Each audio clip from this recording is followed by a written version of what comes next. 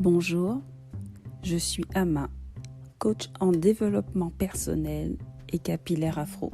Bienvenue dans ce nouveau podcast qui s'adresse à toutes et à tous, si tu es au collège ou au lycée ou étudiante, ou que tu travailles ou encore que tu es au chômage et que tu ne penses pas être sur la bonne voie ou que tu es perdu. Ce podcast va t'aider à trouver ta voie.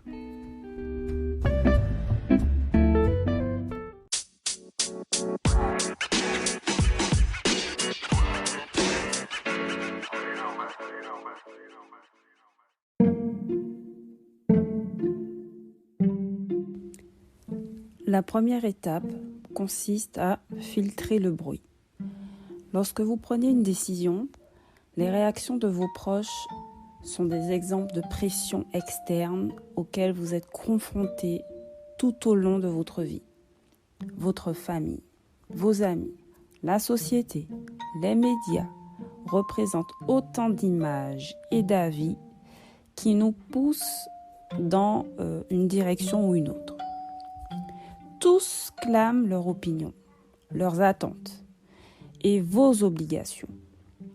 Passer directement du lycée à la meilleure université, trouver un emploi bien rémunéré, se marier, acheter une maison, avoir des enfants, obtenir une promotion, ça fait beaucoup. Il n'y a pas de mal à ce qu'une société propose des modèles de vie épanouissants. Mais si on fait sien les objectifs sans y réfléchir, on ne comprendra pas pourquoi on est triste, pourquoi on est dans une maison qui ne nous plaît pas, pourquoi on a un travail qui nous paraît creux, ou si on veut vraiment se marier, etc. Alors, gardez près de vous les personnes qui vous aiment, mais ne les laissez pas leur définition du bonheur et du succès guider vos choix. Les opinions des parents, des amis, du système éducatif, des médias se bousculent dans votre esprit et ils font naître des croyances et des valeurs. La définition que donne la société d'une vie heureuse est celle de tout le monde et de personne en même temps. Donc la seule façon de se bâtir une vie qui a du sens, c'est de filtrer le bruit et de regarder en soi.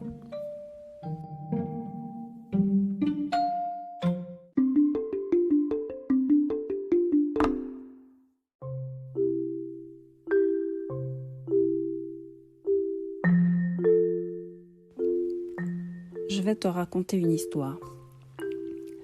Un apprenti moine rentre dans un débarras avec un moine supérieur.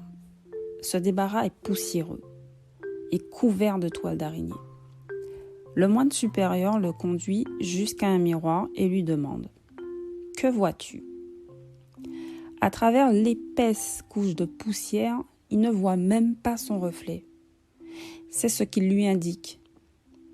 Il acquiesce, puis il essuie le miroir à l'aide de la manche de sa robe. Un nuage de poussière enveloppe son visage, lui pique les yeux et s'engouffre dans sa gorge.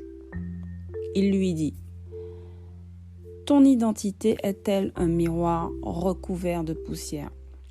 La première fois que tu regardes dans ce miroir, ce que tu es réellement et ce que tu valorises vraiment est dissimulé. Le nettoyer n'est peut-être pas agréable, mais ce n'est que lorsque la poussière est partie que tu peux voir ton vrai reflet. »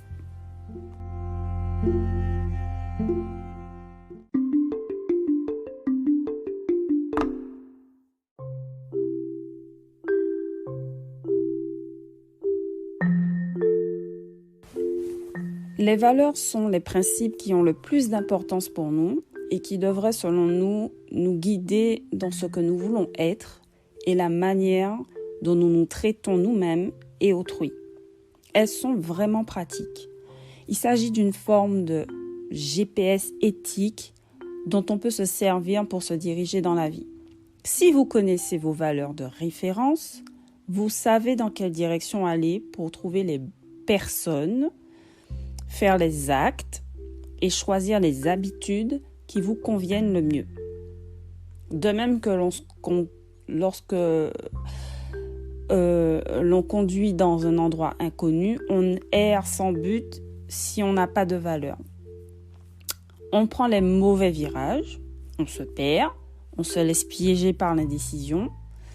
Et grâce aux valeurs, il est plus facile de s'entourer des bonnes personnes, de faire des choix professionnels difficiles, d'utiliser plus sagement son temps et de porter son attention sur ce qui compte. Sans elles, on se laisse emporter par les distractions. Tout le monde naît dans un environnement particulier et nos valeurs sont définies par nos expériences. Alors, avec le recul, pensez à la manière dont vous avez passé du temps avec vos parents.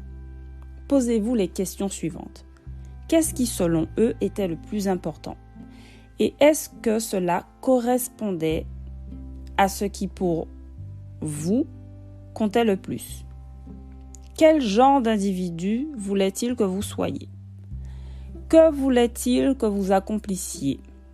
À quel genre de comportement s'attendait-il de votre part? Avez-vous intégré ces idéaux et vous ont-ils été utiles? Toute cette influence vous a programmé pour votre futur. Et pour certains aujourd'hui, il est difficile d'être tolérant ou de s'ouvrir au monde et d'accepter les différences. Et pour d'autres, la créativité n'a pas été encouragée parce que tout était trop factuel. Alors nous ne sommes pas notre mental, mais il est le véhicule qui nous permet de décider ce qui est cher à notre cœur. Je ne sais pas si vous comprenez ce que je dis. Les films que nous regardons, la musique que nous écoutons, les livres que nous lisons, nos émissions télé préférées, les personnes que nous suivons sur Internet et dans la vie, votre fil d'actualité alimente vos pensées. Plus on s'intéresse au potin des stars et aux images représentant le succès, plus on s'intéresse aux jeux vidéo violents et aux informations perturbantes, plus nos valeurs sont corrompues par l'envie, le jugement, l'esprit de compétition et le mécontentement.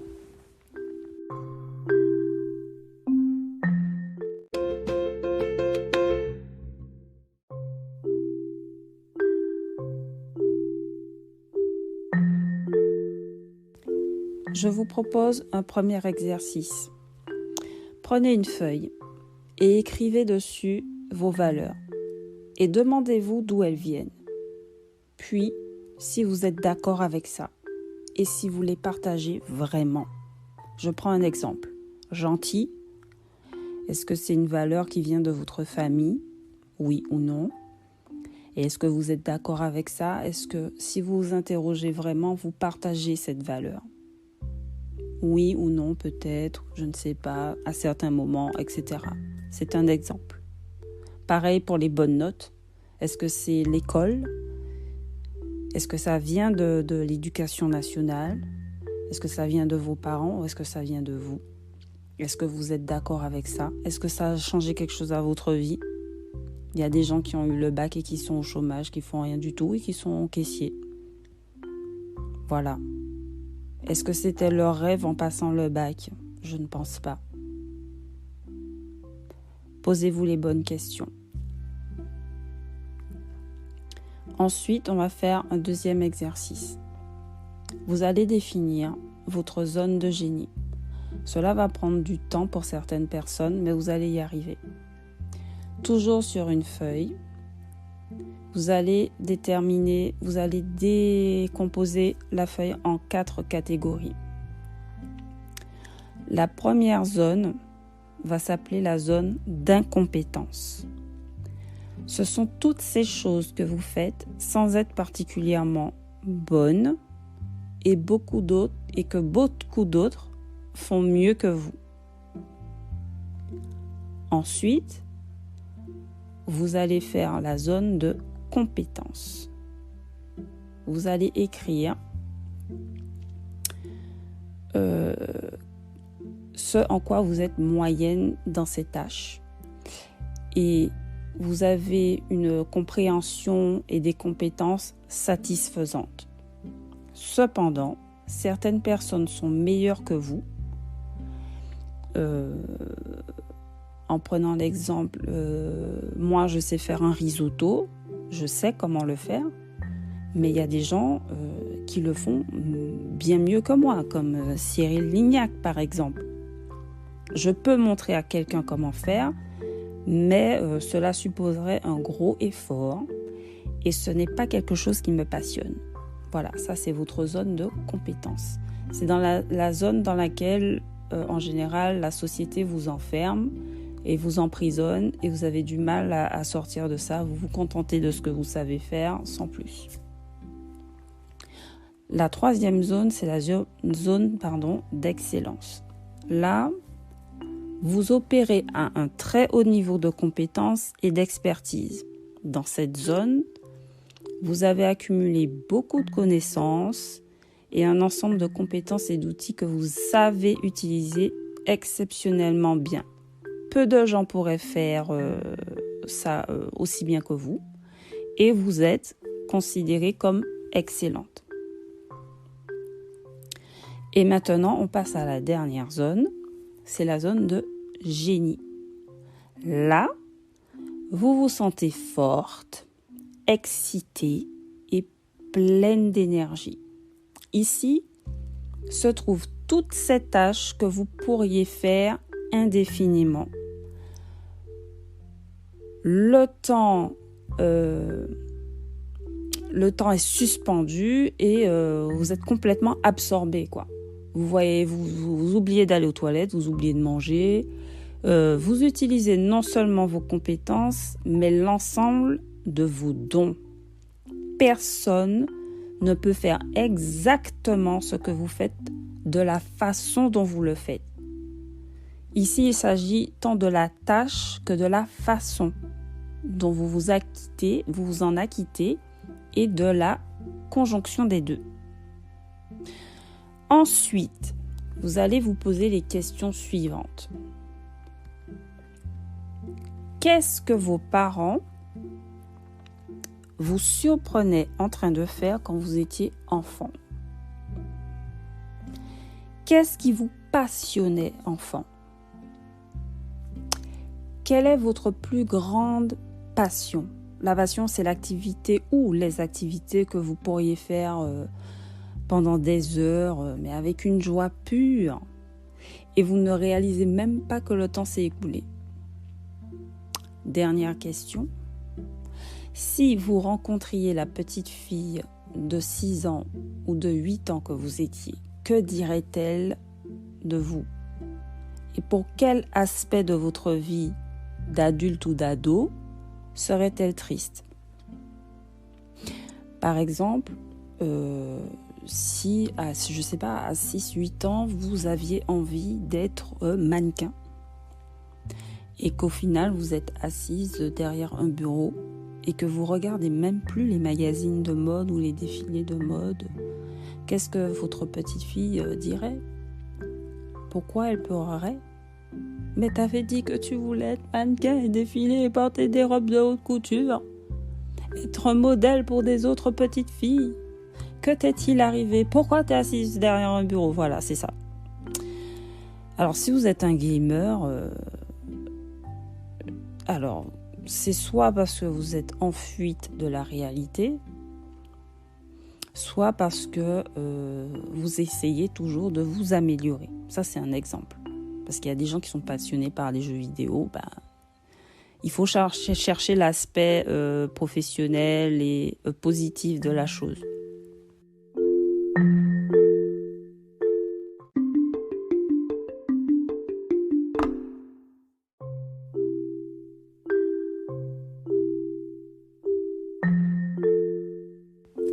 La deuxième étape consiste à prendre de nouvelles habitudes qui vont vous rapprocher de vos objectifs. Et organiser votre semaine à l'avance va être un bon moyen de démarrer et vider votre mental et surtout y voir plus clair. Vous devrez être autodiscipliné. Ça va être par exemple de se lever plus tôt pour certains, méditer, faire du sport, manger mieux, planifier ses tenues de la semaine, lire, etc. Réservez les créneaux et les jours que vous allez consacrer à des activités qui vont vous rapprocher du but ultime. Et entourez-vous des bonnes personnes. Par exemple, si vous voulez apprendre l'anglais, regardez vos films et vos séries en anglais.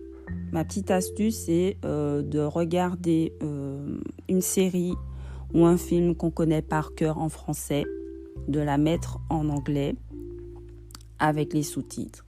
Et à force de regarder, d'écouter, ça va finir par rentrer.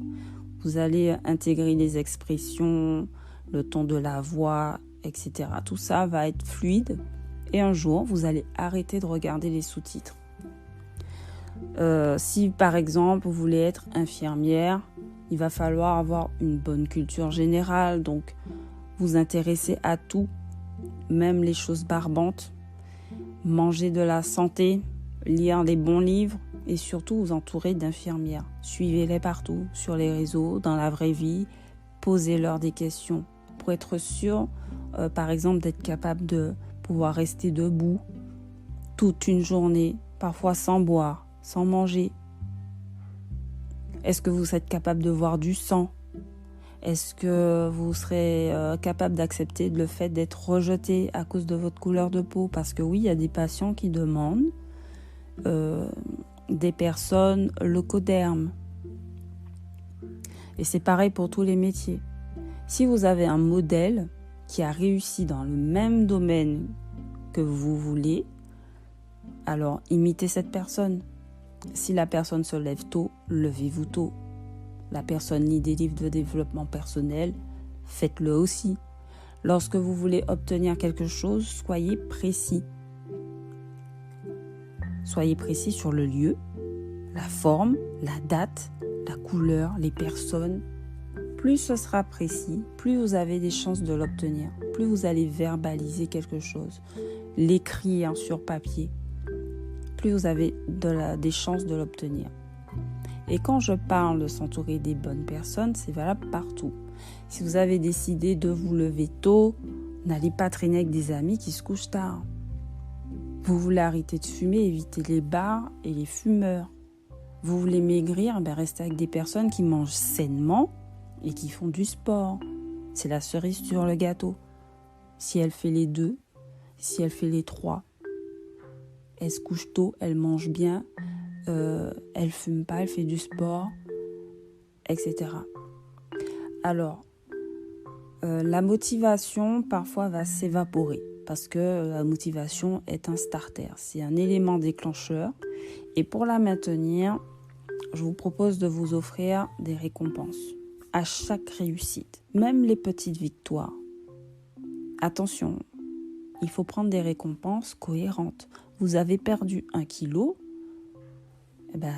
vous n'allez pas vous récompenser avec un Kinder. Non, offrez-vous une nouvelle coupe ou un nouveau bracelet, voilà. Mais pas quelque chose que... Non. Et si une activité vous saoule dans le fait d'essayer d'atteindre votre objectif, essayez de la faire entre 2 activités qui vous plaisent. Vous n'aimez pas faire du sport, mais vous voulez perdre du poids. Avant le sport, vous faites quelque chose que vous aimez. Et après, vous faites quelque chose que vous aimez aussi. C'est une activité sandwich. Voilà. Alors, pour le matin, il y a des habitudes à laisser tomber. Première habitude, prendre votre téléphone et aller sur les réseaux sociaux. Vous ouvrez les yeux, vous prenez votre téléphone et vous allez sur les réseaux.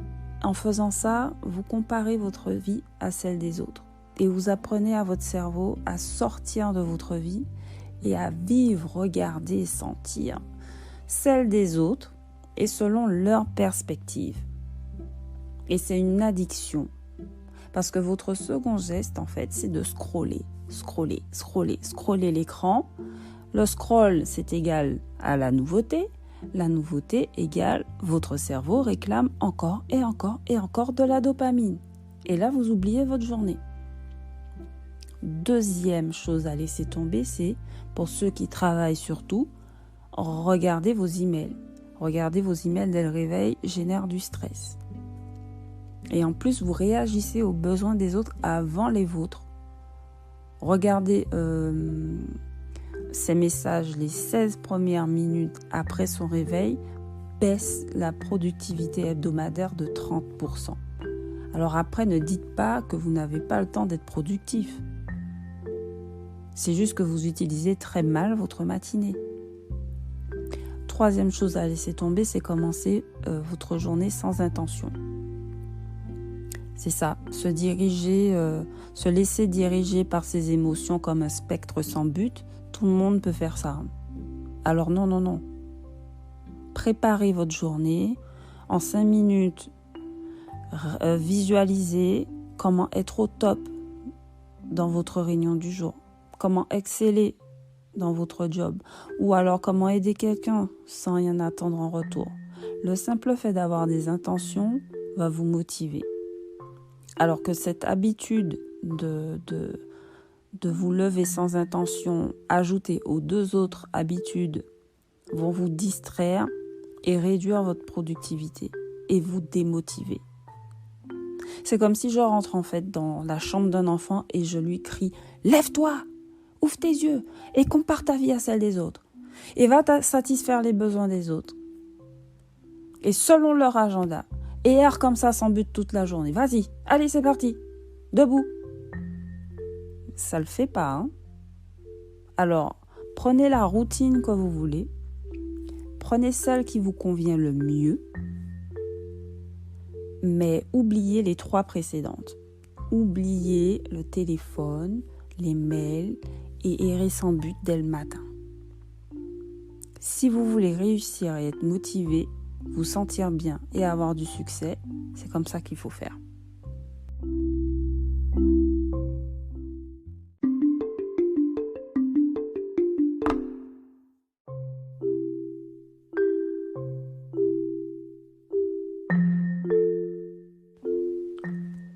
Quand on se coupe des opinions, des attentes et des obligations du monde qui nous entoure, on commence enfin à s'entendre. Alors j'ai un 3e exercice pour vous. Passez une semaine à identifier combien de temps vous consacrez aux domaines suivants. La famille, les amis, la santé et vous-même. Les domaines dans lesquels vous passez le plus de temps devraient correspondre aux valeurs auxquelles vous accordez le plus d'importance. Disons que le nombre d'heures nécessaires pour accomplir votre travail excède l'importance qu'il a pour vous. C'est le signe que vous devez examiner de très près votre décision, car vous faites le choix de consacrer du temps à quelque chose qui n'est même pas important. Quelles valeurs sous-tendent cette décision ? Est-ce que ce que votre travail vous rapporte va dans le sens de vos valeurs ? Alors, faites le bilan. Quelles que soient les valeurs que vous pensez avoir, ce sont vos actes qui sont révélateurs. Ce que vous faites dans votre temps libre montre ce que vous valorisez. Par exemple, peut-être que vous allez mettre en haut de la liste de vos valeurs le temps que vous passez en famille. Mais si en réalité vous passez tout votre temps à jouer au bowling, vos actes ne correspondent pas à vos valeurs. Alors, il vous faut alors procéder à une introspection.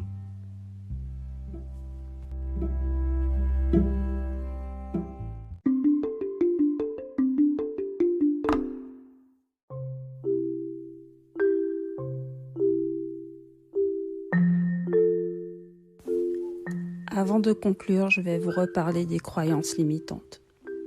Concrètement, une croyance limitante prend vie dans notre esprit sous forme de petites phrases ou de petites voix que nous finissons par intégrer comme étant vraies et fondées. Par exemple, vous vous dites « Oh, c'est trop dur, je n'y arriverai jamais » ou « Je ne suis pas assez douée pour réussir » ou oh, cette personne ne m'aimera jamais parce que je ne suis pas assez belle, etc., etc. Ou ça peut venir même de vos parents qui vous disent mais t'es bête ou quoi, ou tu fais exprès ou quoi, ou mais non, tu n'es pas faite pour les études longues, non, ça va pas marcher, voilà. Même en plaisantant, ça reste dans votre tête et ça devient une pensée limitante. Une fois installées confortablement dans notre tête, ces croyances brouillent notre perception de la réalité. Elles nous freinent, nous amènent à nous saboter et nous empêchent d'atteindre notre plein potentiel. Alors, libérez-vous de vos croyances limitantes et transformez-les en croyances portantes. Je ne vais pas vous mentir, lâcher prise sur ces croyances limitantes et accepter de les transformer en croyances portantes représente un sérieux investissement en termes de travail sur soi. Vous pouvez bien sûr faire appel à un coach si vous n'y arrivez pas toute seule. L'important est que vous puissiez au moins commencer par les identifier, les reconnaître, les nommer. Ainsi, la prochaine fois que vous entendrez une petite voix dans votre tête qui vous dira quelque chose comme « t'es trop nul », « t'y arriveras jamais », prenez-en conscience et notez-la dans un carnet.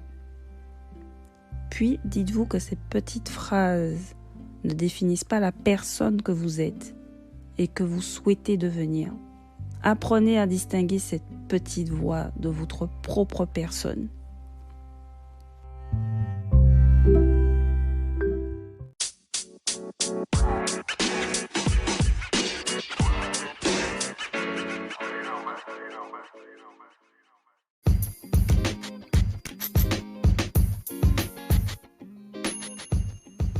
Le fait de parler de vos rêves ou même de les écrire, surtout de les écrire, est déjà un pas vers leur réalisation. Ne laissez personne les briser. Votre succès, il est intrinsèque. Et l'échelle de votre succès n'est pas celle de votre voisin. Elle n'est pas pareille pour tous. La conseillère d'orientation, la prof, votre patron, le conseiller NPE ne vous connaissent pas mieux que vous et projettent probablement leur peur et leur insécurité sur vos choix. Vos parents et vos amis aussi. Alors après vos exercices du jour, vous savez qui vous êtes, vous connaissez vos valeurs et vers quelle version extraordinaire de vous-même vous vous dirigez. Alors je vous laisse là pour aujourd'hui et j'espère que ce podcast vous aura aidé. Je laisserai une version papier sur mon site internet amaqueen.fr et je vous dis à bientôt.